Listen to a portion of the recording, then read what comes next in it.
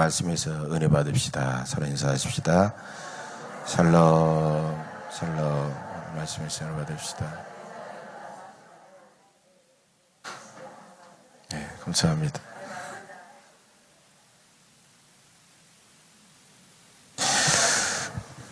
이 땅에 세워진 교회가 가진 여러 가지 기능과 사명이 있습니다. 예배, 교육, 친교, 봉사, 선교, 다양한 사명들을 가지고 있는데 그 교회가 가지고 있는 가장 우리 주님께서 마지막까지 명령하신 사명은 바로 선교죠. 선교. 선교는 세울선 종교교 그런 뜻이죠. 그 교를 세운다 그런 뜻이에요. 복음으로 영혼을 구원하고 이 땅에 하나님 나라를 세워가는 그런 사명, 그런 운동이 바로 선교입니다. 예수님은 공생애를 시작하시면서 제1성으로 회개하라 천국이 가까웠느니라 이렇게 설교하셨습니다. 또 주님은 12제자를 부르셔서 3년 동안 그들과 함께 하시면서 함께 복음을 전하고 또 병자도 고쳐주시고 또 천국 복음도 가르치시고 전파하셨어요. 그러면서 예수님의 그 뜻을 알게 하시고 그들을 훈련시키셨죠. 또 12제자 외에 70인을 또 따로 세워가지고 2명씩 복음을 전하는 그런 파송을 통하여 복음을 전하는 훈련과 교육도 그들에게 시켰습니다. 그리고 주님은 마지막에 부활하시고 40일 동안 이 땅에 계시다가 마지막에 승천하시면서 너희는 가서 모든 민족을 제자로 삼아 아버지와 아들과 성령의 이름으로 세례를 주고 내가 너희에게 분부한 모든 것을 가르쳐서 지키게 해라. 이렇게 선교의 대명령, 이걸 위대한 명령, 지상명령 이렇게 선교의 명령을 주셨습니다. 그리고 오늘 본문에서도 동일한 의미로 바로 승천하시면서 이스라엘 나라, 로마의 억압을 받고 있는 이스라엘 나라를 언제 회복시켜 줍니까? 거기에 대한 대답을 하지 않고 주님은 오직 성령이 너희에게 임하시면 너희가 권능을 받고 예루살렘과 온 유대와 사마리아와 땅끝까지 이르러 내 증인이 되라. 이렇게 선교에 대한 귀한 명령을 우리에게 주셨다는 것입니다. 그래서 교회는, 이 땅의 교회는 결국은 복음을 전하기 위해서 존재하는 겁니다. 성도는 복음을 전하는 사명으로 사는 겁니다.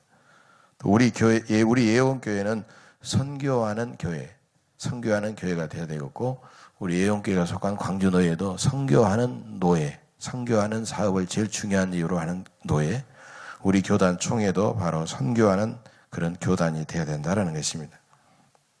그런데 우리는 어떻습니까? 지금 전도하고 선교하기 대단히 어려운 그런 상황을 우리는 지금 살아가고 있습니다. 천하보다 귀한 영혼들이 복음을 모른 채 지금 죽어가고 있습니다. 황금 만능주의 육신의 쾌락에 빠져서 많은 사람들이 복음에 대해서는 전혀 귀를 기울이지 않습니다. 오히려 복음을 전하는 사람들을 조롱하고 비웃고 그런 불신의 시대를 살아가고 있습니다. 옛날에는요, 노방전도 많이 했죠. 피켓 들고 예수 믿읍시다, 전도지 나눠주고, 또 집집마다 방문하면서 축구전도 많이 했죠. 그러면 그들이 교회에 나오는 사람들이 상당히 많았습니다. 노방전도 축구전도를 통해서. 요즘은 아예 아파트 들어가는 것도 아예 처음부터 차단이 돼 있고 들어가기도 어렵고, 들어가더라도 거기서 전도받고 전도지 받고 교회 나오는 사람들은 거의 없는 어려운 시대, 그런 시대를 살아가고 있어요. 오히려 지하철이나 노방 길거리에서나 축구전도를 통하면 기독교인들의 이미지만 오히려 떨어지는 그런 부정적인 생각을 많이 가질 수밖에 없게 됩니다. 복음에 대한 거부가 기독교에 대한 어떤 내성만 키우는 그런 상황이 되고 있습니다. 자, 전도가 이렇게 중요하고 선교가 이렇게 중요한데 우리는 우리 주님의 이 지상명령을 그러면 어떻게 하면 잘 감당할 수 있겠는가? 여전히 우리에게 고민이고 참 우리가 기도할 수밖에 없는 그런 어려운 문제입니다. 어떻게 해야 될까? 세 가지 중요한 말씀을 여러분들에게 드리고자 합니다. 첫째로, 그래도 시대 상황은 그렇고 사람들의 생각은 그래도 여전히 우리는 선교의, 전도와 선교의 사명감으로 다시 무장해야 된다는 것입니다. 한국교회가 한참 부흥하던 때에 비하면 요즘은 전도와 선교의 문이 완전히 닫혀져 있는 그런 상황입니다. 그걸 우리는 피부로도 느낍니다. 여러분, 교회 출석하는 숫자도 그렇고, 또 부흥회할 때 모이는 숫자도 그렇고, 요즘 문을 닫는 기도원이 너무 많아요. 사람들이 모이지 않으니까. 자, 전반적으로 이런 걸 우리는 피부로 느끼고 있고, 또 각 교단의 성도들의 숫자를 통계 수치가 나와 있는데 매년 지금 감소하고 있습니다. 충격적인 사실은 감리교만 해도요, 감독회장 선거라든가 이것 때문에 사회적으로 문제가 있어가지고 4년 동안에 20만 명이 감리교는 지금 감소했다는 겁니다. 심각한 숫자예요. 우리는 그래도 감소폭이 아주 상당히 좀 미약하게 나타나고 있어요. 다행히. 이런 심각한 통계 수치를 보여주고 있다는 거예요. 그렇다면 우리는 전도하는 것을 포기하고 선교하는 일에 우리는 외면해야 될 것인가? 여전히 우리는 그래도 우리는 선교와 전도의 사명감으로 무장해야 된다는 것입니다. 여러분, 2000년 교회 역사를 보더라도 오늘날만 그런 게 아니라 전도와 선교의 장애물들이 여전히 많았습니다. 예수님께서도 그랬잖아요. 우리가 춤을 추어 우리가 피리를 불어도 너희가 춤추지 않았고 우리가 슬피 울어도 가슴을 치지 않았다. 주님의 천국 복음을 듣고 여전히 둔감하고 전혀 느낌이 없는 사람들, 강팍한 사람들이 많았다는 거예요. 그렇다고 해서 주님이 그 복음을 전하는 것을 주저하거나 멈추지 않았어요. 계속해서 했다는 거예요. 사도 바울이 복음을 증거하면서 얼마나 많은 고통과 아픔을 겪었습니까? 말로 다 할 수 없는 표현을 그런 고생을 했다고 그런 표현하고 있습니다. 또 스데반 집사가 기독교 최초의 순교자가 된 이후에 예루살렘 교회에 핍박이 몰려오자 수많은 사람들이 살기 위해서 교회에서 다 떠나 산지사방으로 퍼져갔습니다. 그래가지고 퍼져가지고 그들이 하는 일은 복음을 전하는 일이었어요. 그래서 그들이 가는 곳마다 복음을 전하게 되었습니다. 그래가지고 세워진 교회가 저 안디옥의 안디옥 교회입니다. 이방인 선교의 전진기지, 전초기지라고 할 수 있는 안디옥 교회가 세워졌습니다. 초대 기독교 성도들은 어떤 장애물이 그들에게 몰려온다고 할지라도 복음에 대해서 주저하거나 포기하지 않았어요. 강력한 믿음을 가지고 성령의 능력으로 무장하여 그들은 예수님을 그리스도라고 증거하게 되었습니다. 우리나라도 구한말 말부터 복음을 전파하기 위해서 이 땅에 와서 희생하신 선교사들이 너무나도 많이 있습니다. 양림 선교사 동산을 가보세요. 양화진 선교사 매역을 가보세요. 그분들의 살아가는 모습들 그리고 순교한 모습들을 보면 우리의 눈물을 적시고 우리의 가슴을 뜨겁게 하고 우리의 나태하고 무관심했던 우리의 잠자는 심령을 깨우는 그런 사람들이 너무나도 많이 있습니다. 우리나라에 복음을 전하러 왔다가 대동강변에서 순교하신 미국의 토마스 선교사가 계셨습니다. 토마스 선교사는 최초로 한국인들에게 한문 성경을 전해주신 분입니다.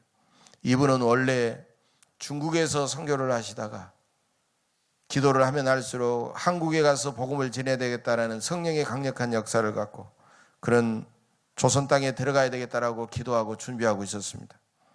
그런데 마침 미국의 상선인 제너럴 셔먼호가 저 조선 땅으로 들어간다라는 소식을 듣게 되고 선장에게 부탁해서 그는 함께 배를 타고 조선 땅에 들어오게 됩니다. 배가 길을 잘못 들어서 대동강을 따라 평양성으로 올라오게 되었습니다. 그러자 그 미국 상선은 외국 배가 오니까 멈추라고 하는 관원의 지시가 있음에도 불구하고 계속해서 이렇게 올라오게 되었어요. 그러니까 이제 평양감사의 지시에 따라서 관리들이 그 군사들이 그 배를 향하여 불로 화살을 막 쏘아대기 시작합니다. 불로 화살이 막 날아가서 이제 그 배에 불이 붙었습니다. 토마스 선교사는 강변 백사장으로 뛰어내렸습니다. 살기 위해서. 그리고 평양감사 박규수의 군사들에게 잡혀가 가지고 불과 20대의 나이에 선교의 꿈을 조선 땅에서 선교의 꿈을 피워보지도 못한 채 순교를 했습니다. 그가 마지막 자기를 향하여 칼을 치는 병사에게 품에서 한문 성경책을 꺼내서 이 성경책을 읽어보라고 여기에 우리의 구원의 길이 들어있다라고 그렇게 하면서 성경책을 건넸는데 그 성경책을 받았던 사람이 바로 박충건이라는 사람이었습니다. 박충건은 그 일로 그 사건이 계속해서 그의 머릿속에 남게 되고 그의 눈에 아른거리게 되고 그래서 성경책을 읽게 되었습니다. 그리고 거기서 그는 깊이 감동을 받고 깨달음을 받고 예수를 영접하게 되었고 평양교회의 장로가 되었습니다. 그리고 한국의 한국의 베들레헴 예루살렘이라고 하는 평양성에는 그 이후로 여기저기에 수많은 교회들이 세워지게 되었던 것입니다. 수많은 선교사들이 흘린 순교의 피는 세계교회가 깜짝 놀라는 한국교회의 엄청난 부흥의 비결이 되었다는 사실을, 미랄이 되었다는 사실을 우리는 기억해야 됩니다. 초대 교부 터툴리아는 순교자들이 흘린 피는 교회의 씨앗이다라는 그런 유명한 말을 했습니다. 지금도 전도와 선교가 되지 않는 이유를 우리는 시대정신이라든가 시대의 풍습이라든가 환경이라든가 이런 핑계를 대고 우리가 주저할 수는 없습니다. 가장 먼저 우리의 심령 속에 영혼 구원의 사랑과 그 열정이 식어버렸기 때문에 우리는 전도하지 못하고 선교의 사명을 감당하지 못하고 있는 것입니다. 오늘날에도 여전히 굳건한 믿음으로 성령의 권능으로 우리가 무장하여 우리가 열심히 전도하고 선교에 힘쓰면 광주 지역을 중심으로 지역 복음화가 일어날 줄로 믿고 우리 민족이 복음화가 이루어지고 세계 복음화가 이루어질 줄로 믿습니다. 이 주님의 명령에 따라 선교의 열정과 영혼 구원의 그런 열정과 사랑으로 그 사명감으로 재무장하시는 여러분들이 되시기를 간절히 바랍니다.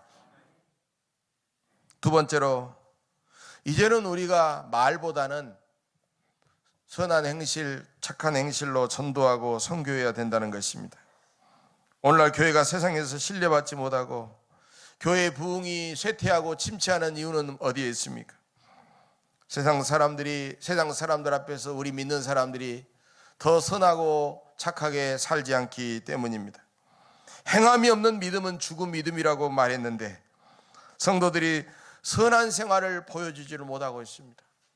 옛날과는 달리 신문과 방송에 나오는 것뿐만 아니라 수많은 매체를 통해서 우리 그리스도인들의 일거수일투족이 그들에게 다 드러나고 다 비치고 있는데 덕이 되지 못하고 눈살을 찌푸리는 모습만 보여주고 있기 때문에 구태여 그들이 예수를 믿으려고 하지 않는 것입니다.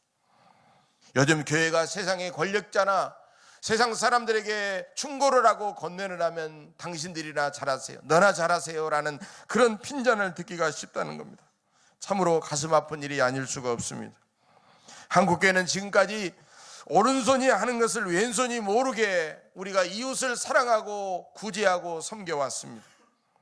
이것은 예수님께서 개인적인 차원에서 이웃을 구제하라라는, 그래서 그들의 인격을 존중하고 구제를 받는 그들의 인격을 존중해줘라라는 그런 의미가 있어요.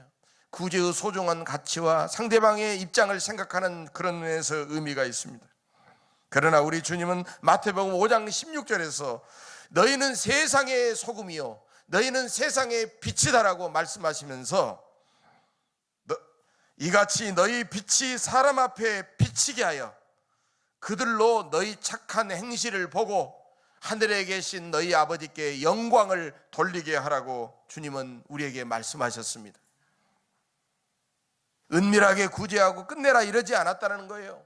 우리는 소금으로 빛으로 우리가 세상 사람들이 보는 앞에서 선한 일을 하여 그것을 보고 하나님께 영광을 돌리게 하라는 것입니다. 지금까지 개인적으로 은밀하게 구제하고 선한 일에 힘썼지만 이제부터 한국 교회는 교회별로 또 교단별로 서로 연합하여 공개적으로 선한 일을 더욱더 많이 해야 된다는 것입니다. 세상 사람들은 교회의 그런 선한 일을 보고 감동하게 될 것입니다. 그리고 예수를 믿는 사람이 얼마나 다르다라는 것을 그들이 깨달을 것입니다. 초기 기독교 교인들을 보세요. 로마의 타락한 문화, 로마에 병든 그런 생활 습관과 관습을 저들은 물들지 않았습니다. 그리고 세상과 구별되게 살아가면서 연약한 사람과 돌봐야 될 사람들을 그들은 물질을 가지고 섬기고 구제하고 최선을 다했던 것입니다. 그래서 기독교를 박해했던 로마의 황제들까지도 구제와 이웃사랑은 저 기독교인들을 본받아라라고 말할 정도였다는 거예요.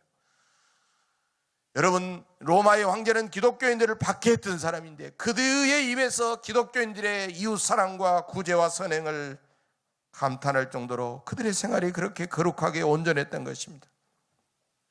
성도들이 그렇게 살았던 이유는 무엇일까요? 그들이 삶에 지향하는 점이 달랐고 목적이 달랐습니다.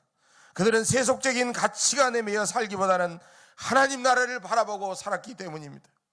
자신의 풍요와 향락보다는 이웃을 섬기고 함께 그들과 나누었습니다. 세상의 권력보다는 하나님께만 순종했고 하나님이 이 땅에 이루라고 하신 정의와 평화와 사랑을 실천하며 그들은 살았던 것입니다.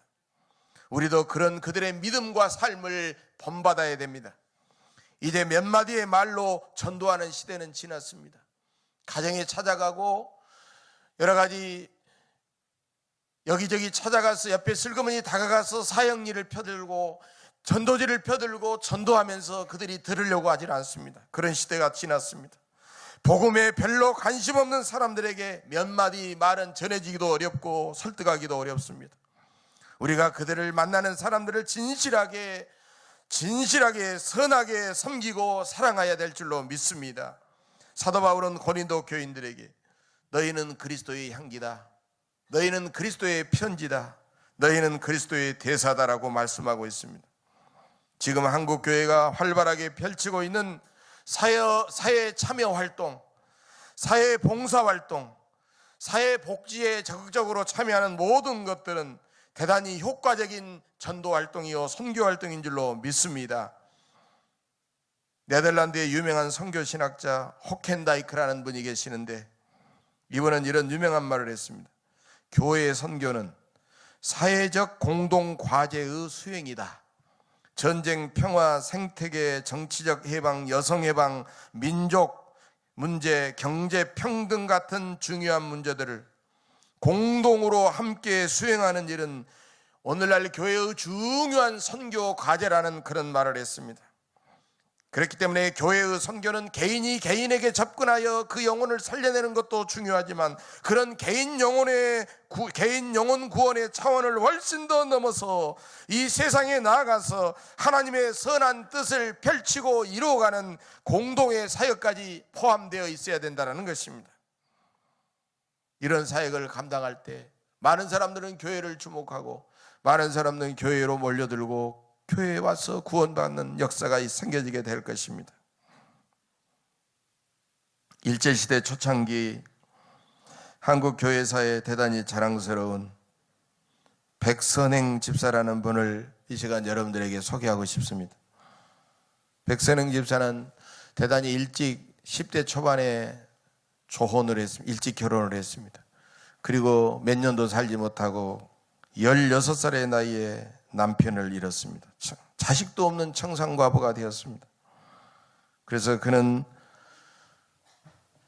여전히 시댁에 있으면서 시어머니를 모시고 삭바느질을 하면서 그 당시에는 거금인 200냥을 모으게 됩니다. 200냥은 자기가 잘 살기 위해서 모으는 것이 아니라 시아버지의 묘와 남편의 묘를 양지 바른 곳에 좋은 선산에 모시려고 선산을 사야겠다는 그런 일념으로 200냥이라는 거금을 모으게 삭바느질로 모으게 되었습니다. 그리고 선산을 사달라고 먼 친척에게 부탁하자 그 친척이 대동강변에다가 산을 하나 사주었습니다. 산 문서를 손에 쥔 백집사는 너무나도 감격스러워 며칠을 울다가 이제 산을 샀으니까 남편의 무덤을 이장하려고 산을 찾아가니까 그 산은 나무 하나 나지 않는 바위 민둥산이었습니다. 기가 막혔습니다. 너무너무 실망스러웠지만 교회 다니고 하나님을 섬긴 이 백집사는 하나님, 다른 사람이 이 산을 샀으면 다 망했을 텐데 그래도 제가 사서 제가 손해봐서 하나님 감사합니다라고 하나님 앞에 감사의 기도를 드렸습니다. 나중에 일본인들이 대동강에 다리를 놓기 위해서 수많은 시멘트가 들어가기 때문에 시멘트 공장을 세우기 위해서 지질 조사를 하게 됐는데 바로 시멘트의 원료가 되는 석회암층 지질 조사를 하다가 드디어 대동강 주변에서 어마어마한 석회암층을 발견하게 되었습니다. 알고 보니까 그 석회암층 땅이 그 백집사가 샀던 그 산이었던 것입니다. 일본인은 200냥에 샀다는 사실을 알고 100냥을 올려가지고 300냥의 산을 팔라고 합니다. 백집사는 이런 지하에 거절했습니다. 일본인들은 백집사가 땅값을 더 올려고 그러는 줄 알고 2배로 주겠다고 400냥에 팔라고 해도 백집사는 이런 지하에 또 거절을 했습니다. 그래서 이제 나중에는 안 되겠다 생각하고 이제 완전히 거의 10배가 넘는 5,000냥으로 이제 완전히 파격적으로 올렸습니다. 그래도 그들은 백집사는 나는 이 산을 시아버지와 내 남편의 모를 이장하려고 산 것이니 당신들에게 아무리 더 많은 돈을 줘도 팔 수가 없다라고 그렇게 거절을 했습니다. 그러자 그들은 백집사가 아무래도 그 사실은 핑계고 그 땅이 석회암층 그런 땅인 줄 알고 정보를 알고 이제는 완전히 땅값을 올리려고 그러는 줄 알고 원가의 100배가 되는 2만 냥을 주겠다고 그렇게 그들은 이제 제안을 했지만 백집사는 여전히 놀라지도 않고 여전히 거절을 했습니다.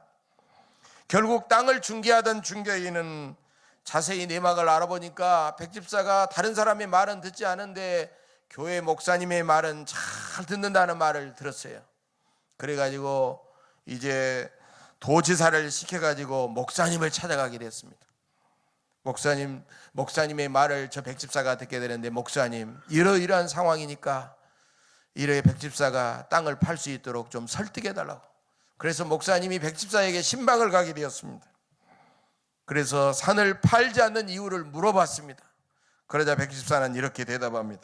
목사님, 제가 아무것도 모르고 친척에게 부탁해서 저 산을 거금 200냥을 주고 샀는데, 그래서 사람들이 참으로 바위만 있는 그런 쓸모없는 땅을 사서 내가 망했다고 소문이 났는데, 내가 저 산을 100배가 넘는 2만 냥에 판다면, 그리고 어떤 사람이 2만 냥에 사겠는데 그 사람이 산다면 그 사람이 망하는 것은 뻔한데, 예수 믿는 양심으로 나 혼자 망하지 다른 사람을 나는 망하게 할 수가 없습니다. 여러분, 이것이 백집사의 솔직한 진실한 고백이었다는 거예요. 결국 목사님은 아니 그런 게 아니고 하면서 백집사에게 자세한 상황을 설명을 했습니다. 그러자 백집사는 이해가 됐습니다. 예, 목사님 알겠습니다. 그러면 제가 그 산을 그 돈에 팔지요. 그래가지고 백집사는 2만 냥이라는 그 당시로 봐서는 어마어마한 거금의 그 산을 팔게 되었습니다. 백선행 집사는 그 산을 사서 팔자를 거친 것도 아니었고, 그 산을 사서 수많은 거대한 집을 산 것도 아니었고, 자기 혼자 잘 먹고 잘 사는 것이 아니었습니다. 백집사는 여전히 그렇게 생활했습니다. 그리고 그 돈의 일부로 교회를 지었습니다. 그 돈의 일부로 학교를 세웠습니다. 그 돈의 일부로 그 당시 기독교 회관을 평양에다가 지었습니다. 그리고 놀라운 사실은 평양신학교 설립 기금으로 나머지 돈을 다 바쳤다는 사실입니다. 백집사가 세상을 떠나자 기독교 사회장으로 장례식을 치루었다는 것입니다. 지금까지 일개 집사의 신분으로 기독교 사회장을 치르는 사람은 백선행 집사가 유일한 사람이었다는 것입니다. 16살에 자식 하나 없이 평생을 과부로 수절하며 살았지만 하나님을 진실하게 섬겼고, 이웃을 위해서 하나님의 전도와 선교 사역을 위해서 통크게 헌금하며 참으로 그는 선하게 살았기 때문에 후대 사람들은 그분의 본래의 이름이 선행이 아닌데 그분의 이름을 선행이라고 바꾸어서 백선행 집사로 지어서 지금까지 영원히 기념하고 있다는 사실입니다. 사랑하는 교회 여러분, 이제 여러분도 선한 행실로 이웃을 감동시키며 살아가시기를 간절히 바랍니다. 그러기 위해서는 내가 먼저 더 손해보고, 내가 먼저 더 양보하시고, 내가 먼저 더 이웃들에게 더 주시고, 내가 먼저 더 섬기고 더 희생해서 살아갈 때 이웃은 나의 이러한 삶을 보고 감동하게 될 줄로 믿습니다. 여러분, 이웃들이 나로 인하여 감동을 받게 되면 나로 인하여 전도의 문이 활짝 열리게 되는 것입니다. 또한 세상에 나가서 주님을 믿는 성도답게 정의와 평화를 이루고 생명을 살리는 일에 최선을 다해서 살아가면 우리 앞에 전도와 선교의 문이 활짝 열리게 될 줄로 믿습니다. 이렇게 살아가시기를 주의 이름으로 간절히 축원합니다. 세 번째로, 예루살렘부터 땅 끝까지 선교하는 선교의 비전을 우리가 끝까지 가지고 있어야 됩니다. 우리 교단 교회가 전국에 1700여 교회밖에 되지 않습니다만은 우리 교단 교회들 중에 자랑스러운 교회 하나가 있습니다. 전주 안디옥 교회입니다. 전주 안디옥 교회는 재적교인이 한 7, 8천 명 되고 출석교인이 한 4천 명 되는 거대한 교회입니다. 우리 교단이 그런 교회가 커서가 아니라 그렇게 교회가 크지만은 성전 건축을 할 생각을 하지 않습니다. 콘센트 막사 같은 건물을 개조해가지고 예배를 드리고 여러 부로 나눠서 예배를 드립니다. 그리고 들어오는 헌금의 70%를 해외 선교 헌금으로 그들은 쓰고 있습니다. 참으로 우리 본받을 만한 교회입니다. 선교의 비전, 선교의 조직이 잘 갖춰진 훈련된 그런 교회입니다. 전주 안디옥 교회를 개척해서 그렇게 큰 대형 교회로 성장시킨 이동휘 목사님, 원로 목사님이신다만 그분은 본문의 8절의 말씀을 이렇게 해석하고 있습니다. 예루살렘과 온 유대와 사마리아와 땅 끝까지 이르러 내 증인이 되리라. 이 말씀을 4개의 선교 지역, 4개의 선교 대상 지역으로 구분하고 있다는 것입니다. 먼저 예루살렘은 어디겠습니까? 예루살렘은 전주 안디옥 교회가 있는 전주시와 전북 지역을 가리켜서 예루살렘이다라고 말할 수 있습니다. 우리 예언교회로 말하면 이 광주광역시와 그리고 이 전라남도 지역이라고 말할 수가 있습니다. 그 다음에 온 유대는 어디겠습니까? 온 유대는 남한 지역을 말할 수 있습니다. 남한 지역이 온 유대입니다. 그 다음에 사마리아는 어디겠습니까? 사마리아는 여러분 유대인들에게 천대받고 멸시받는 지역입니다.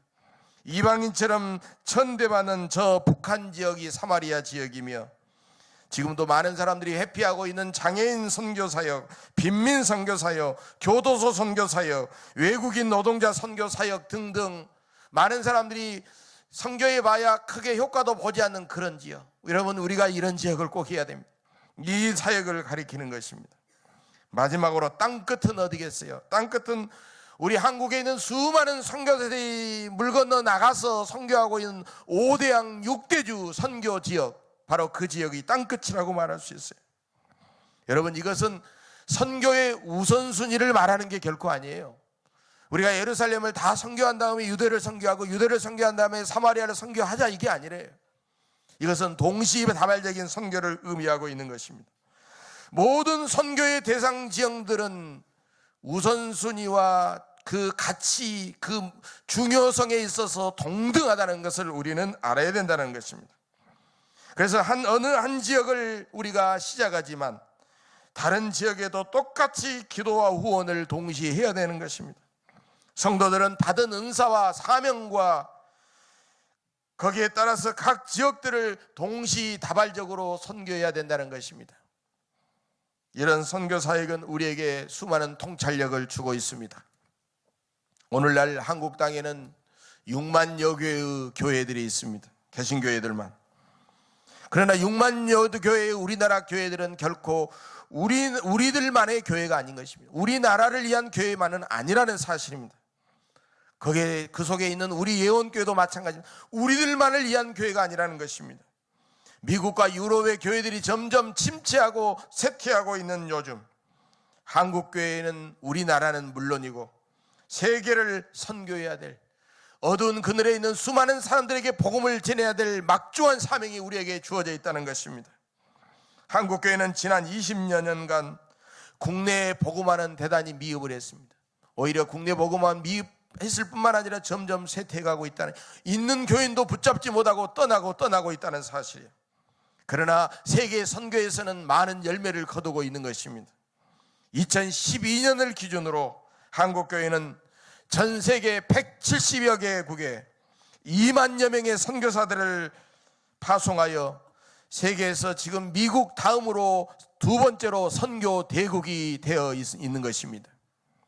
한국교회는 닫혀져 있는 저 북한 땅에도 이념과 체제의 장벽을 뛰어넘어 가지고 계속해서 우리는 기도함으로써 그들의 문이 열리면 우리는 우리의 몸과 마음과 물질과 모든 것을 갖춰서 그들을 지원하여 전쟁의 불안과 갈등을 우리는 해소하고 평화 통일의 대업을 우리는 이루어야 됩니다.